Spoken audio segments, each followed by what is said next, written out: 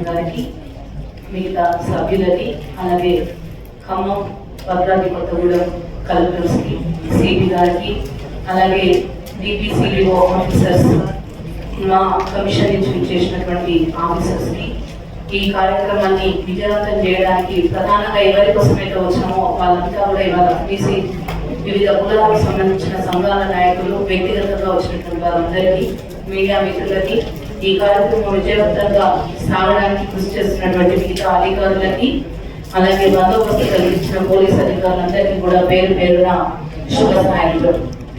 ఈ సందర్భంగా ఒక బీసీ కమిషన్ సభ్యురాలిగా నా అభిప్రాయాన్ని చెప్పదలుచుకున్నాను. ఇక్కడికి వచ్చిన తర్వాత అంటే మేము ఇది 7వ జిల్లా, మేము ఉమ్మడి 10 జిల్లాలు ఎదుగుతా ఉన్నాము. మిగతా జిల్లాలతో కంపేర్ చేసినప్పుడు ఈ జిల్లాలో అంటే కొంత ఆదిలాబాద్ ప్రాంతంలో కొన్ని మాకు వచ్చినాయి. ఇక్కడ కూడా ఎక్కువ మొత్తంలో మాకు వచ్చినటువంటి కంప్లైంట్స్ కావచ్చు, అభ్యర్థనలు కావచ్చు, ఏజెన్సీ ఏరియాలో ఉన్నటువంటి మిగతా కులాలకు సంబంధించిన అంశాలు, వాటన్నిటిని కూడా మేము వాళ్ళ యొక్క ఆవేదనని అవన్నీ కూడా మేము నోట్ చేసుకోవడం జరిగింది.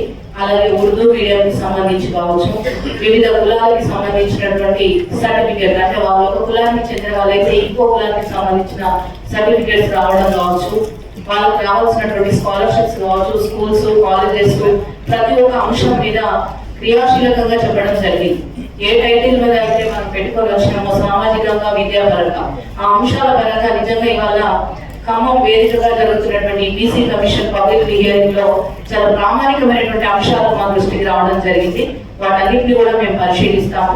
ఇదే సందర్భంగా ఇంకొక అంశాన్ని నేను చెప్పదలుచుకున్నాను. ఇప్పుడు దశాబ్దాల కళ బీసీ కులగణన అనేది దేశవ్యాప్తంగా జరుగుతున్నటువంటి ఒక డిమాండ్. బీసీ కులాల నుంచి వచ్చినటువంటి అత్యధికంగా దేశవ్యాప్తంగా ఒక ప్రభావితం చేస్తున్నటువంటి అంశం బీసీ కులాల గణన. దాంట్లో భాగంగా వచ్చిందే ఇవాళ కుల సర్వే.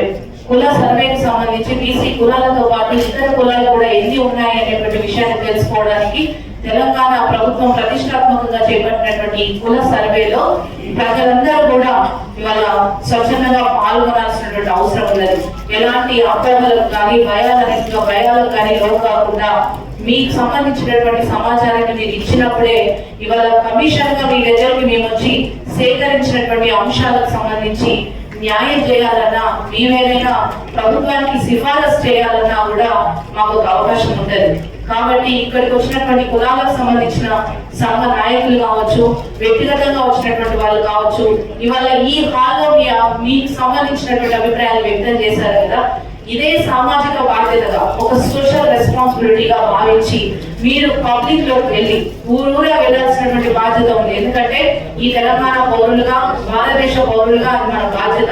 ప్రభుత్వం ఏదో సర్వే చేస్తుంది కదా, కొన్ని అవసరం లేదనేటువంటి అభిప్రాయంతో ఉండకుండా స్వచ్ఛందంగా మీరందరూ కూడా క్షేత్రస్థాయి వరకు వెళ్ళి ఇక్కడ ఉన్నటువంటి అధికారులందరికీ కూడా వారు సహకరిస్తూ, ఎన్యూమరేటర్ కి సహకరిస్తూ ప్రామాణికంగా, సమగ్రంగా ఉన్నటువంటి సమాచారాన్ని ఇవ్వవలసినటువంటి బాధ్యత మీ అందరి మీద ఉంది.